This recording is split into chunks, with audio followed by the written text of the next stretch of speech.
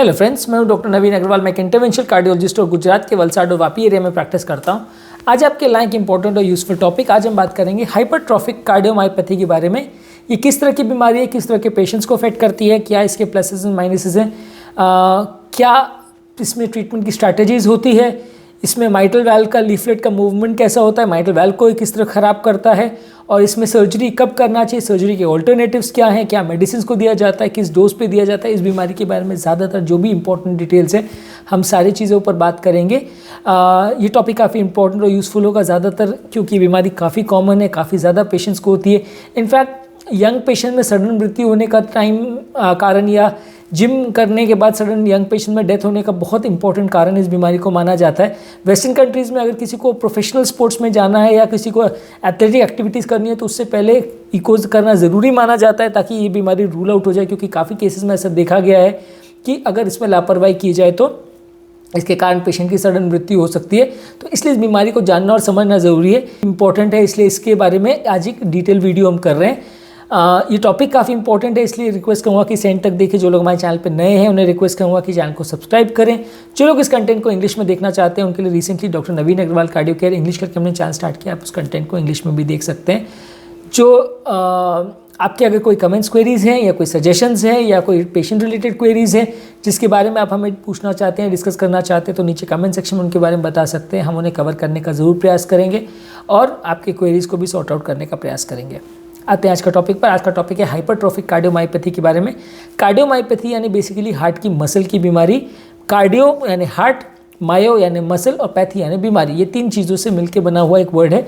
जो हार्ट की मसल की बीमारी होती है उसको कार्डियोमायोपैथी की कैटेगरी में लेते हैं।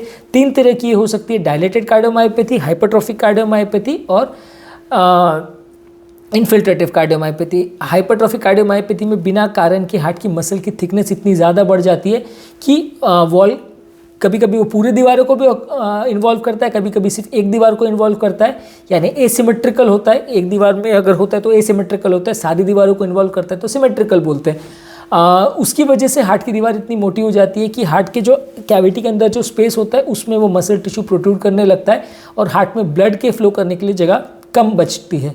डायलेटेड कार्डियोमायोपैथी में हार्ट डायलेट हो जाता है, यानी फूल जाता है, पोला हो जाता है, वीक हो जाता है। इनफिल्ट्रेटिव कार्डियोमायोपैथी में हार्ट की मसल टिश्यू के अंदर कोई डिपोजिशन हो जाता है, किसी पदार्थ का जो बॉडी के अंदर एक्स्ट्रा टॉक्सिन्स होते हैं वो डिपॉजिट हो जाते हैं, जिसकी वजह से वो टिश्यू धीरे धीरे करके मोटा हो जाता है। आज लेकिन सिर्फ हाइपरट्रॉफिक कार्डियोमायोपैथी के बारे में बात करेंगे। हाइपरट्रॉफिक कार्डियोमायोपैथी में जैसा कि मैंने बोला कि हार्ट की दीवार अगर सिमेट्रिकल है तो सारी दीवारें मोटी हो जाएंगी, एसिमेट्रिकल है तो एक दीवार मोटी हो जाएगी और वो हार्ट के लूमेन के अंदर इन्फिल्ट्रेट या प्रोट्रूड करने लगेगी, जिसकी वजह से हार्ट में ब्लड का फ्लो के लिए स्पेस कम हो जाएगा।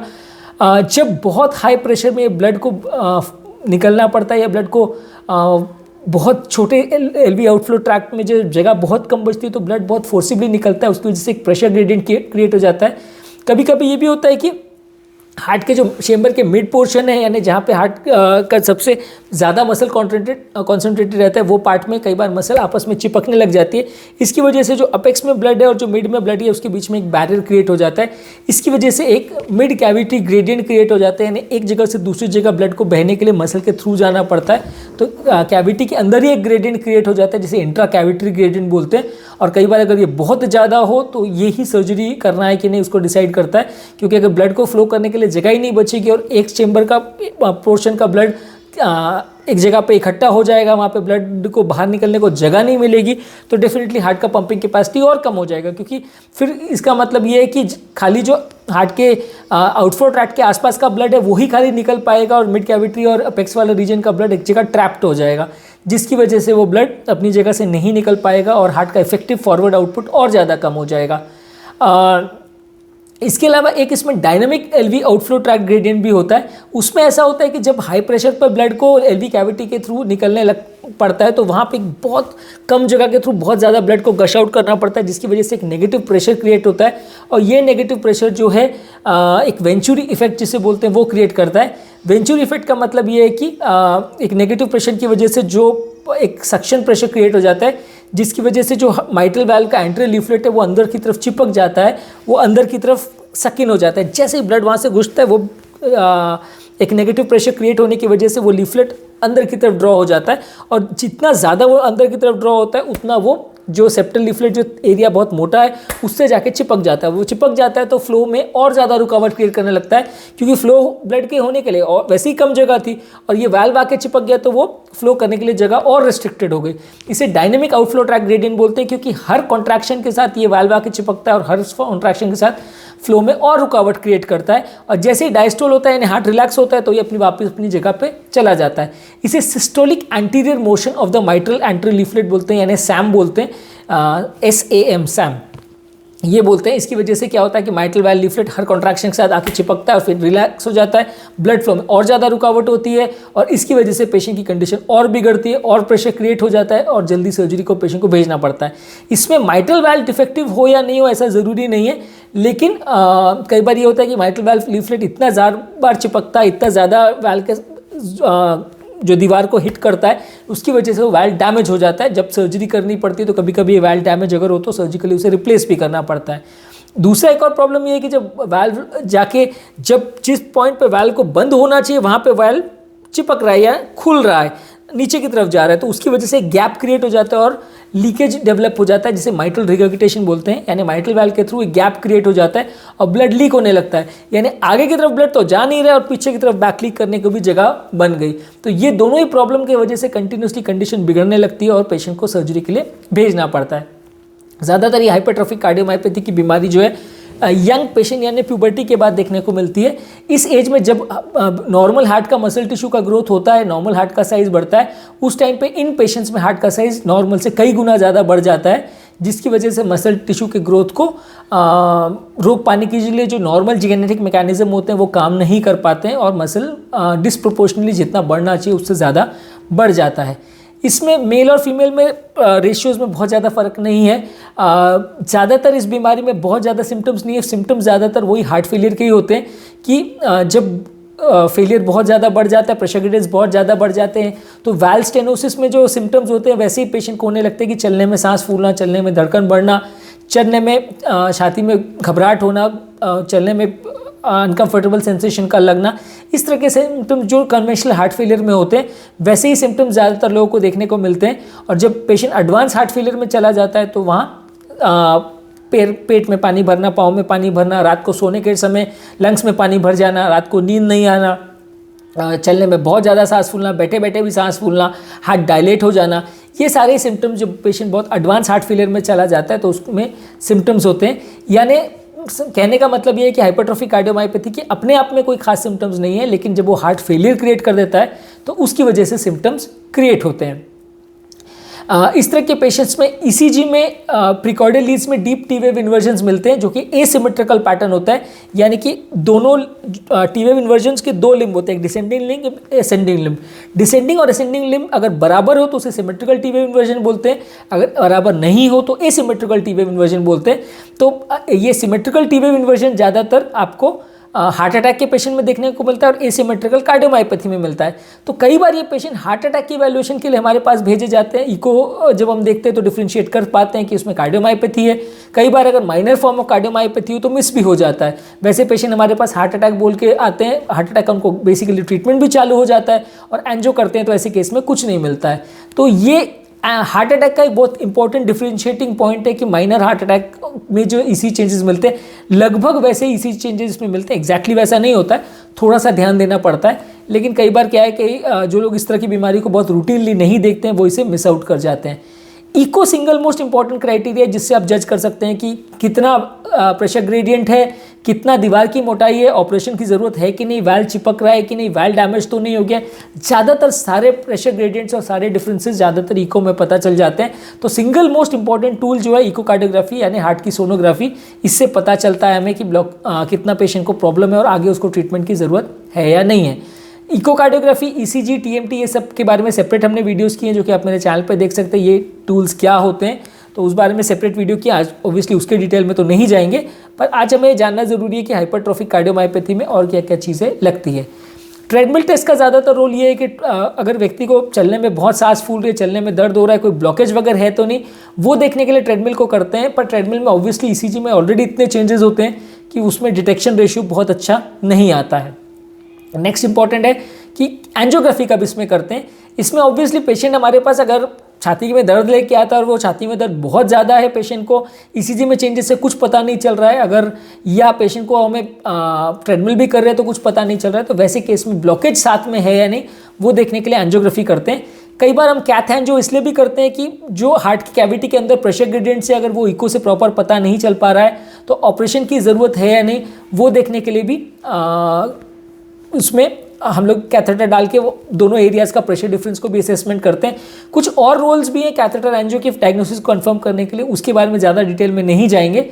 लेकिन हाँ, इसमें एंजियोग्राफी का इंडिकेशन ज़्यादातर तब बनता है जब पेशेंट को दर्द बहुत ज़्यादा हो रहा हो या कोई ब्लॉकेज होने के लिए रिस्क फैक्टर्स और ज़्यादा भी हो, या पेशेंट को अगर हार्ट अटैक आया हो वो एंजाइम के फॉर्म में डॉक्यूमेंट हुआ हो कि पेशेंट को कार्डियक एंजाइम्स एलिवेटेड है, तो हम एंजियोग्राफी करते हैं। ऐसे पेशेंट में ब्लॉकेजेस होने का चांस तो थोड़ा ज़्यादा रहता है क्योंकि नलियों पे क्या है, मसल टिश्यू बहुत ज़्यादा मोटा रहता है तो हार्ट पर दबाव पड़ता है। एक मायोकार्डियल ब्रिज करके भी एक फिनोमिना होता है, उसका मतलब ये है कि हार्ट का मसल टिश्यू इतना ज़्यादा मोटा हो जाता है कि वो नलियों को जो नॉर्मली मसल के ऊपर से फ्लो करना चाहिए, मसल के ऊपर से जाना चाहिए, वो मसल के अंदर से जाने लगते हैं, जिसकी वजह से हर कॉन्ट्रैक्शन के साथ नली दब जाती है, हर रिलैक्सेशन के साथ वो खुल जाती है और रिलैक्सेशन के साथ ही ब्लड फ्लो चालू होता है। तो ये मायोकार्डियल ब्रिज करके फिनोमिना बोलते हैं। इसमें कई बार पेशेंट को ओपन हार्ट सर्जरी की ज़रूरत भी पड़ जाती है कि अगर नली बहुत ज़्यादा दब रही है तो पेशेंट को बहुत ज़्यादा सिम्टम्स हो रहे हैं, तो ऐसे दबाव में आप स्टेंट नहीं कर सकते क्योंकि अगर बार बार हर कॉन्ट्रैक्शन के साथ नली दब रही है फिर रिलैक्स हो रही है, दब रही है रिलैक्स हो रही है, तो स्टेंट भी आप डालोगे तो स्टेंट टूट जाएगा, फ्रैक्चर हो जाएगा। तो हाइपरट्रॉफिक कार्डियोमायोपैथी में जहाँ मायोकार्डियल ब्रिज हो वहाँ स्टेंटिंग कभी मत करवाइए, स्टेंट टूट जाएगा और रिजल्ट अच्छे नहीं मिलेंगे, लॉन्ग टर्म ज़्यादा नहीं चलेगा स्टेंट। बाईपास सर्जरी करने के दौरान कई बार क्या है, सर्जन वो मसल ब्रिज को ही काट देते हैं तो कई बार नली खुल जाती है और इसके केसेस में फिर कई बार ऑपरेशन की ज़रूरत फर्दर, मतलब हाइपरट्रॉफिक कार्डियोमायोपैथी के लिए जो सर्जरी लगती है वो तो खैर लगती है, लेकिन बाईपास की कई बार ज़रूरत ना पड़े, ऐसा भी हो सकता है। साथ में अगर ब्लॉकेज हो तो बाईपास भी कई बार साथ में करना पड़ता है। ज़्यादातर पेशेंट्स को हार्ट फेलियर लंबे समय तक अगर ये हाइपरट्रॉफिक कार्डियोमायोपैथी हो तो डायस्टोलिक हार्ट फेलियर तो हो ही जाता है क्योंकि हार्ट बहुत स्टिफ होता है, जड़ हो जाता है, मूवमेंट नहीं कर पाता, तो हार्ट फेलियर हो जाता है। कई बार धीरे धीरे करके हार्ट इतना डायलेट भी हो जाता है कि वो डायलेशन के फेज़ में चला जाता है और वैसे में हार्ट का पंप क्षमता भी कम हो जाती है, उसे सिस्टोलिक हार्ट फेलियर बोलते हैं। ये थोड़े कम केसेस में होता है लेकिन ये भी कभी कभी देख सकते हैं, खासकर अगर पेशेंट को साथ में कोई और प्रॉब्लम भी हो और खासकर अगर पेशेंट को साथ में नली का बीमारी हो तो। ज़्यादातर इस तरह के पेशेंट में अगर दवा देना है तो पेशेंट को ज़्यादातर बीटा ब्लॉकर्स हाई डोज पे देना पड़ता है। बीटा ब्लॉकर्स देने से हार्ट को एक तरह से रिलैक्सेशन मिलता है और ये वैल्व का मूवमेंट भी थोड़ा सा कम हो जाता है। इसके अलावा अगर पेशेंट को सीवियर हार्ट फेलियर हो और सांस फूलने वगैरह का प्रॉब्लम हो तो थोड़े समय के लिए पेशाब बढ़ाने वाली दवाई देते हैं, पर ये पेशाब बढ़ाने वाली दवाई कई बार क्या है, हार्ट के चेंबर का कैविटी प्रेशर इतना कम कर देती है, फ्लूइड को इतना कम कर देती है कि डायनेमिक एलवीओटी ग्रेडियंट और बढ़ जाता है, वैल्व उल्टा चिपकना ज़्यादा लगता है, तो उसमें कई बार सिचुएशन सुधरने के बदले बिगड़ भी सकती है। पर हाँ, थोड़े टाइम में अगर पानी ज़्यादा बढ़ गया है तो उसको दिया जा सकता है। सेकेंडली, इस तरह के पेशेंट में आपको मिनरलकॉर्टिकॉइड रिसेप्टर एंटागोनिस्ट यानी एल्डेक्टॉन भी आप देते हैं। अगर डायस्टोलिक हार्ट फेलियर हो तो SGLT2 इनहिबिटर्स यानी कि डेपैग्लिफ्लोजिन, एम्पैग्लिफ्लोजिन भी देते हैं, और अगर बीपी ज़्यादा हो तो रामिप्रिल या रास इनहिबिटर ग्रुप ऑफ मेडिसिन या आर्नी भी पेशेंट को देते हैं। यानी कन्वेंशनल जो हार्ट फेलियर का मैनेजमेंट है वो इसमें करते हैं। बस ये कि यूरिन बढ़ाने वाली दवाई के से इसमें कई बार प्रॉब्लम होती है। डिजिटैलिस जो हार्ट फेलियर में कई बार देते हैं वो भी इसमें नहीं देते क्योंकि इससे भी कई बार हार्ट का कॉन्ट्रैक्टिलिटी बढ़ जाए तो उससे कई बार पेशेंट को इससे नुकसान हो सकता है और वैल्व का मूवमेंट कई बार बढ़ सकता है। वही चीज़ अर्जुन छाल के लिए भी है। अर्जुन छाल भी इस बीमारी में मत लीजिए, इसमें मृत्यु हो सकती है क्योंकि इसमें भी वही क्या है कि वो हार्ट का कॉन्ट्रैक्टिलिटी को बहुत ज़्यादा बढ़ाएगा जिसकी वजह से हार्ट का वैल्व का चिपकने का प्रॉब्लम और ज़्यादा बढ़ जाएगा जिसकी वजह से पेशेंट की सडन हार्ट फेलियर की वजह से भी मृत्यु हो सकती है और वैसे भी पेशेंट की डेथ हो सकती है। तो डिजिटैलिस, डायूरेटिक्स और अर्जुन छाल, ये तीनों ही चीज़ों को हार्ट फेलियर के पेशेंट में बहुत सोच समझ के डॉक्टर के साथ डिस्कस करके तभी लीजिए, अदरवाइज हाइपरट्रॉफिक कार्डियोमायोपैथी में ये चीज़ें नहीं लेना चाहिए। इस तरह के पेशेंट में अगर वैल्व ग्रेडियंट बहुत ज़्यादा है, वैल्व बहुत ज़्यादा चिपक रहा है या पेशेंट को बहुत ज़्यादा हार्ट फेलियर के सिम्टम्स हो रहे हैं तो पेशेंट को सर्जरी के लिए भेजना पड़ता है। सर्जरी में वो ओपन करके जो दीवार बहुत ज़्यादा थिक है उस मसल टिश्यू को काट देते हैं, पर ये सर्जरी काफ़ी बड़ी और कॉम्प्लिकेटेड होती है और इसमें रिस्क भी काफ़ी होता है। कई बार मसल टिश्यू को कट करने के दौरान हार्ट के मसल फाइबर्स और साथ में नर्व फाइबर्स भी उसमें जाते हैं, कंडक्शन फाइबर्स भी उसमें थ्रू जाते हैं, नलियाँ भी उसके थ्रू जाती हैं, वो भी डैमेज हो सकती हैं जिसकी वजह से पेशेंट का कंडक्शन ब्लॉक परमानेंटली क्रिएट हो जाए और पेशेंट को बाद में पेसमेकर की ज़रूरत पड़े, ऐसा भी हो सकता है। कभी कभी सर्जरी में अगर वाल्व बहुत ज़्यादा डैमेज हो तो उसको भी रिप्लेस करना पड़ता है। तो ये सर्जरी काफ़ी बड़ी है, कॉम्प्लिकेटेड है। तो अगर पेशेंट दवा से बिल्कुल मैनेज ना हो, पेशेंट का ग्रेडियंस बहुत ज़्यादा हो, 50 मिलीमीटर से ज़्यादा हो और पेशेंट का रिस्पॉन्ड ना कर रहा हो, तो ही सर्जरी के लिए जाना चाहिए। प्री मैच्योर सर्जरी करने का इसमें कोई मतलब नहीं है, क्योंकि फ़ायदा इसमें नहीं होगा, उल्टा जान का खतरा बढ़ जाएगा। इसके अलावा एक नॉन सर्जिकल टेक्निक होता है, इसे अल्कोहल सेप्टल एब्लेशन बोलते हैं। उसमें ये करते हैं कि जो हार्ट का सेप्टल एरिया बहुत ज़्यादा थिकन्ड है, वहाँ पे जो नली सप्लाई करती है, जो एलईडी की सेप्टल ब्रांच होती है, वहाँ पे कैथेटर, माइक्रो कैथेटर इंजेक्ट करके एक हाईली कॉन्सेंट्रेटेड अल्कोहल वहाँ पे इंजेक्ट कर देते हैं, जिससे कि वो एरिया मर जाता है, सड़ जाता है और धीरे धीरे करके पतला हो जाता है। पर इसमें भी वही रिस्क है कि जो सर्जरी में होता है कि कंडक्शन सिस्टम डैमेज हो सकता है। हार्ट अटैक होने के बाद जो स्कार क्रिएट होता है उसमें कई बार धबकारे की अनियमितता भी हो सकती है, और ये प्रोसेस भी 100% पूरी तरह सेफ है, ऐसा नहीं है। इसलिए इसको भी एडवांटेज सिर्फ यही है कि बगैर सर्जरी इसको कर सकते हैं, लेकिन डिसएडवांटेज ये है कि इसको भी ज़्यादातर केस में कर पाना इतना ईजी नहीं है और रिस्क कई गुना बढ़ जाता है। कभी कभी अगर पेशेंट को धबकारे की प्रॉब्लम हो, दवा से ना रिस्पॉन्ड करे या बार बार सिनकप या चक्कर की हिस्ट्री हो, तो वैसे केस में इम्प्लांटेबल डिफिब्रिलेटर कार्डियोवर्टर यानी AICD डिवाइस भी यूज़ किया जाता है। AICD डिवाइस को यूज़ करके ऐसे पेशेंट में कई बार धबकारे की अनियमितता से जो मृत्यु होने का चांस है उसको कम किया जा सकता है। तो ये डिवाइस भी ऑब्वियसली लेकिन बहुत कॉस्टली है, इसलिए रूटीनली हर केस में प्री मैच्योरली लगाने का मतलब नहीं है, क्योंकि ज़्यादातर केस में बहुत फ़ायदा नहीं करेगा। और खासकर अगर किसी को माइल्ड वेरिएंट है हाइपरट्रॉफिक कार्डियोमायोपैथी का, तो उसमें तो कोई भी मतलब नहीं है। सीवियर वेरिएंट हो और पेशेंट को डॉक्यूमेंटेड अगर टैकीआरिथमिया हो या गति कम ज़्यादा बार बार हो रही हो, पेशेंट को बेहोशी के बार बार स्पेल्स आ रहे हो, सिनकपी बार बार हो रही हो, तो ही इस डिवाइस को लगाना चाहिए, नहीं तो ये उतना कॉस्ट इफेक्टिव नहीं होगा। आज के टॉपिक में हमने हाइपरट्रॉफिक कार्डियोमायोपैथी के बारे में बात की, इसके सर्जिकल और मेडिकल ऑप्शंस के बारे में बात की। यदि इस टॉपिक से संबंधित आपकी कोई कमेंट्स, क्वेरी, सजेशन है या कोई और टॉपिक्स पर आप चाहते हैं हम वीडियोस बनाएं, तो नीचे कमेंट सेक्शन में उनके बारे में बताइए, हम उन टॉपिक्स को कवर करने का प्रयास करेंगे। यदि आपके कोई पेशेंट रिलेटेड क्वेरीज है या कोई और टॉपिक्स पर आप चाहते हैं वीडियोस बनाएं, तो उनके बारे में कमेंट सेक्शन में बताइए, हम उन्हें भी कवर करने का प्रयास करेंगे। अंत में मैं डॉक्टर नवीन अग्रवाल तहे दिल से आपका शुक्रिया अदा करूँगा कि आपने इस टॉपिक को इन तक देखा। जो लोग हमारे चैनल पर नए हैं उन्हें रिक्वेस्ट करूँगा कि चैनल को सब्सक्राइब करें। जो लोग इस कंटेंट को इंग्लिश में देखना चाहते हैं उनके लिए रिसेंटली डॉक्टर नवीन अग्रवाल कार्डियो केयर इंग्लिश करके हमने चैनल स्टार्ट किया है, आप उस कंटेंट को इंग्लिश में भी देख सकते हैं।